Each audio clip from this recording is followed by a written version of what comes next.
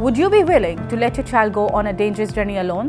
On another continent that you've never been to? That's a decision many parents in these countries are facing. Should they keep their children at home, where there are often wars, conflicts, famines, or send them off with smugglers to countries like France, the UK, Germany, hoping for a better future? But it's never easy. In the past 5 years, the number of child refugees has increased by 75%. This has caused families to be torn apart and children being displaced. In 2015 alone, 24 people were forced to leave their homes every minute.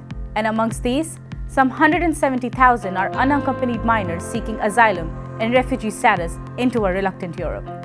These children, they leave their homelands seeking safety and security, but instead, the reality is too often the opposite. Many fall into the hands of people who exploit them.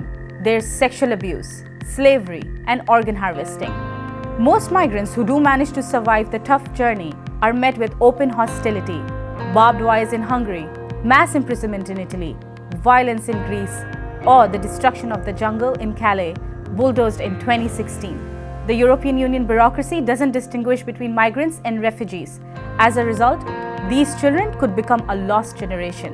When hundreds and thousands of minors are at serious risk, commentators say that the EU needs to be more proactive by adapting better communication systems. The problem of missing underage migrants, to insert the data of these minors into the European systems which are suitable for this purpose, such as the Schengen Information System, to allow for the registration of migrants under the age of 14 in Eurotech, to allow for the communication between the systems in order to find out whether a minor registered in one system is also registered in the other, so that the whereabouts can be established. Many children end up handling the legal proceedings and judgments all by themselves.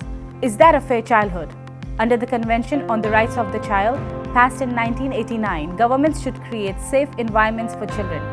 It's not so good situation, and it's a really bad situation, and we don't have so good it's not our home that we can have good place to live there, and we can't study. And if I go anywhere, first I'm going to study, but in here we cannot study, or we don't have work to do. 170,000 is just an estimate.